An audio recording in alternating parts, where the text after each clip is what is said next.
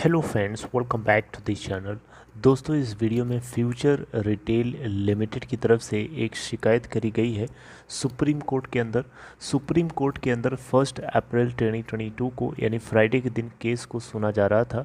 क्या कुछ खबर निकल के आई है फ्यूचर रिलायंस डील को लेकर के, उसको लेटेस्ट अपडेट के रूप में हम जानने की कोशिश करेंगे। लेकिन उससे पहले आप लोगों से रिक्वेस्ट करना चाहूँगा, अगर आप चैनल को फर्स्ट टाइम देख रहे हैं, सब्सक्राइब करके बेल आइकन को हिट कर लीजिए ताकि आपको किसी भी वीडियो की नोटिफिकेशन आने वाले टाइम में मिस ना हो।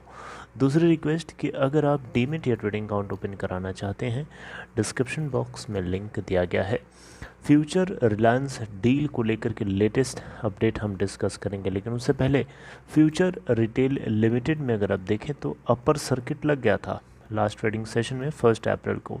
31.20 पे ओपन हुआ, 31.20 से लो नहीं बनाया और हाई 32.75 जो कि अपर सर्किट है उसी के ऊपर बंद हुआ और पूरे इंटायर ट्रेडिंग सेशन में अपर सर्किट लगा रहा 4.97% का, यानी 5% का। 11,31,849 टोटल वॉल्यूम। मार्केट कैप इस कंपनी के इस क्लोजिंग प्राइस के करस्पॉन्डिंग 1,775 करोड़ रुपए। दोस्तों, खबर ये है कि फ्यूचर रिटेल लिमिटेड ने supreme court, future retail limited के जो लॉयर थे बेसिकली मिस्टर हैरिश साल्वे, इन्होंने सुप्रीम कोर्ट से सीधे सीधे शिकायत करी कि अमेज़ॉन ने फ्यूचर ग्रुप को पूरी तरीके से बर्बाद कर दिया है। अब आप सोच रहे होंगे कि फ्यूचर ने डायरेक्टली सुप्रीम कोर्ट से ऐसा क्यों कहा। दोस्तों, डायरेक्टली नहीं कहा है, बेसिकली यहाँ पे रिलायंस और फ्यूचर पूरे मुद्दे को लेकर के केस को सुना जा रहा था 1 अप्रैल को। और केस को इसलिए सुना जा रहा था क्योंकि अमेज़ॉन की तरफ से एक पिटीशन फाइल किया गया था रिसेंटली सुप्रीम कोर्ट में। ये बात को इंश्योर करते हुए अमेज़ॉन ने कहा था कि सुप्रीम कोर्ट से कि जो फ्यूचर ग्रुप है, फ्यूचर रिटेल है, वो अपनी एसेट्स को बेच सकता है, एसेट्स को ट्रांसफ़र कर सकता है, एलियनेट कर सकता है। इसको रोकने के लिए एक इंटरिम रिलीफ ऑर्डर पास कर दिया जाए सुप्रीम कोर्ट की तरफ से, ताकि फ्यूचर ग्रुप इस तरीके का कदम ना उठा सके। राइट, तो सुप्रीम कोर्ट ने कहा था ठीक है, आप एप्लीकेशन लगाइए, मैं आपके केस को सुनूंगा। तो सुप्रीम कोर्ट ने उसी केस को सुनते समय यहाँ पे पूरा मुद्दा आगे बढ़ा है। इस केस को फाइनली कंक्लूड अभी तक नहीं किया गया है। 4 अप्रैल 2022 को यानी मंडे को इस केस को फिर से ओपन किया जाएगा और होपफुली ऐसा बताया जा रहा है कि हो सकता है सुप्रीम कोर्ट इस पूरे फाइनल डील का कंक्लूजन पॉइंट निकाल के दे दे, ऐसा बताया जा रहा है इस आर्टिकल के अंदर। मनी कंट्रोल की इस आर्टिकल के अंदर जो जो लिखा है, मैंने हर चीज़ आपको बताऊंगा, ध्यान से सुनिएगा। आप देख सकते हैं यहाँ पे सुप्रीम कोर्ट के अंदर फ्यूचर रिटेल लिमिटेड को रिप्रेजेंट करने वाले लॉयर हैरिश साल्वे की तरफ से कहा गया, अमेज़ॉन ने पूरी तरीके से फ्यूचर ग्रुप को बर्बाद करके रख दिया है। बिल्कुल सही बात है दोस्तों, इसमें कोई ऐसी बात नहीं है कि जो हैरिश साल्वे जो है मिला जुला के मसालेदार खबर बना के बोल रहे हैं, ऐसा नहीं है। इनका सीधा सीधा इशारा है कि अमेज़ॉन ने लिटिगेशन प्रोसेस जो शुरू किया था, आज उसी लिटिगेशन प्रोसेस की वजह से आज फ्यूचर ग्रुप पूरी तरीके से बर्बाद हो चुका है, पूरी तरीके से बर्बाद हो चुका है और अब कुछ बचा नहीं है। इनके 830 शॉप्स को शट डाउन कर दिया गया है, क्योंकि जब किराया ही नहीं देगा कोई मकान मालिक को, तो कोई मकान मालिक अपने घर को या अपने शॉप को किसी दूसरे को रेंट पे कैसे अलाउ कर सकता है। आप खुद सोचिए, आपका कोई कमरा है, आपका कोई शॉप है, अगर आप किसी को रेंट पे देते हैं, अगर आप लीज़ पे देते हैं और आपको पेमेंट नहीं मिलती है किसी महीने से, तो फिर क्या आप उस शॉपकीपर को या उस जो रेंटर है क्या उसको अलाउ करेंगे रहने के लिए? क्या आप उसको शॉप चलाने के लिए अलाउ करेंगे? नहीं करेंगे ना। आप क्या करेंगे, अगर उसका ड्यू अमाउंट होगा तो आप उसके सामान को जब्त कर लेंगे, आप उसके सामान को जब्त कर लेंगे, उसकी प्रॉपर्टी को जब्त कर लेंगे, क्योंकि उन्होंने आपका किराया नहीं दिया है। तो यहाँ पे भी सेम सिचुएशन अप्लाई होती है फ्यूचर ग्रुप के उन स्टोर्स के लिए जिन स्टोर्स को लीज़ पे लिया गया था और पेमेंट ना होने की वजह से इनके 830 शॉप्स को शट डाउन कर दिया गया है और 374 स्टोर्स अभी सिर्फ और सिर्फ इसके साथ बचे हुए हैं।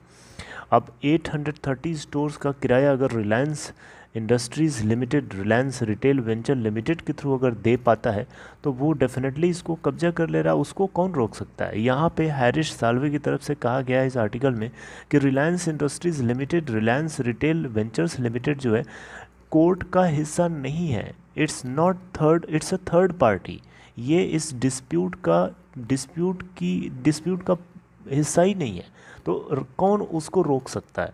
अगर वो इस तरीके का कदम उठा रहा है तो उसको कौन रोक सकता है। वो एक तो पेमेंट नहीं हुई है, अगर उसको पेमेंट करता है तो वो यहाँ पे आगे आ सकता है। उसको रोकने का अधिकार किसके पास हो सकता है।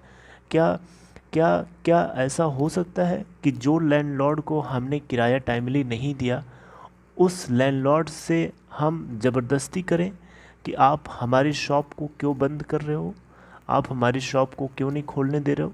क्या हमारे पास ऐसा अधिकार है, क्या हमारा राइट है ऐसा करने का।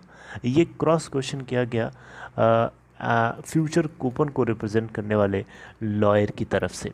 तो ऐसे ऐसे सवाल हैं जिनकी वजह से अमेज़ॉन की बोलती बंद हो जाने की बात है, लेकिन फिर भी अमेज़ॉन जो है उन्हीं बातों को रट लगाए हुए है कि इन्होंने कॉन्ट्रैक्ट को ब्रीच किया, फ्यूचर कूपन ने कॉन्ट्रैक्ट को ब्रीच किया। तो इस तरीके से अब देखना होगा कि सुप्रीम कोर्ट इस पेचीदा केस को किस तरीके से हैंडल करता है। बड़ा क्रिटिकल और बड़ा ही पेचीदा सवाल है, केस है ये, और ये कोर्ट के अंदर पूरी तरीके से जो नुकसान हो रहा है फ्यूचर ग्रुप के किशोर बियानी को वो सिर्फ वही समझ सकते हैं। रिलायंस रिटेल तो अपना फ़ायदा देख रहा है, रिलायंस रिटेल को सिर्फ और सिर्फ अपना फ़ायदा देख रहा है। ये नहीं देखा जा रहा है किशोर बियानी की क्या हालत है। अमेज़ॉन को सिर्फ अपना फ़ायदा दिख रहा है, ये नहीं दिख रहा है किशोर बियानी जी की क्या हालत है। दोस्तों वही है ना, कहते हैं जिसके ऊपर पड़ती है वही उसकी असलियत को समझता है। जो देखने वाला होता है ना तो वो उतना समझ पाता है, ना उसको बचाने वाला उतना समझ पाता है।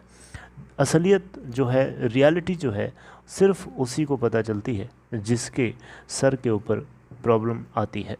तो फ्यूचर ग्रुप के किशोर बियानी जी की सामने जो समस्या खड़ी है, इस समस्या का कोई समाधान नहीं है, जिसके कारण उन्होंने रिलायंस के साथ इस डील को करने की कोशिश करी थी। हालांकि अमेज़ॉन जब खड़ा हो गया, लाइन पे आ गया था, घुटनों पे आ गया था, उस केस में भी बातचीत करने की कोशिश करी गई, लेकिन वो भी चीज़ फ्रूटफुल नहीं रही आउट ऑफ कोर्ट सेटलमेंट को लेकर के, लेकिन वो फ्रूटफुल नहीं रही।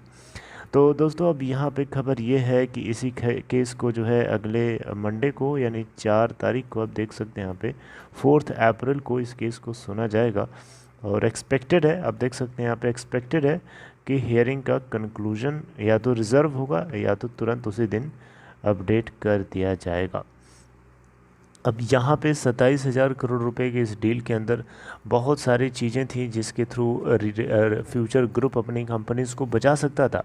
आज ये हालत हो गई है कि फ्यूचर ग्रुप की बहुत सारी कंपनीज़, जिसमें से Future Retail, Future Enterprises Limited, Future Coupon, इन सभी के जो लेंडर्स हैं, उन लेंडर्स को अगर टाइमली पेमेंट नहीं मिलेगी तो वो क्या करेंगे। वो यही कहेंगे कि आपकी जो अकाउंट है आप दीजिए, मैं उसको फ्रीज़ करता हूँ। सीधी सी बात है। तो फ्यूचर रिटेल लिमिटेड के अकाउंट को फ्रीज़ कर लिया गया है, और अकाउंट को फ्रीज़ करने का मतलब समझते हैं आप कि कंट्रोल चला गया कंपनी के अंदर किशोर बियानी का।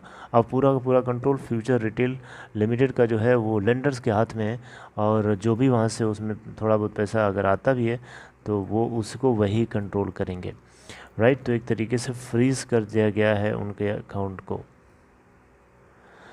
1400 करोड़ रुपए का ये इन्वेस्टमेंट कर दिया अमेज़ॉन ने, और ये एक जहर बन चुका है, एक पॉइज़न बन चुका है पूरे फ्यूचर ग्रुप के लिए, ये छोटा सा इन्वेस्टमेंट।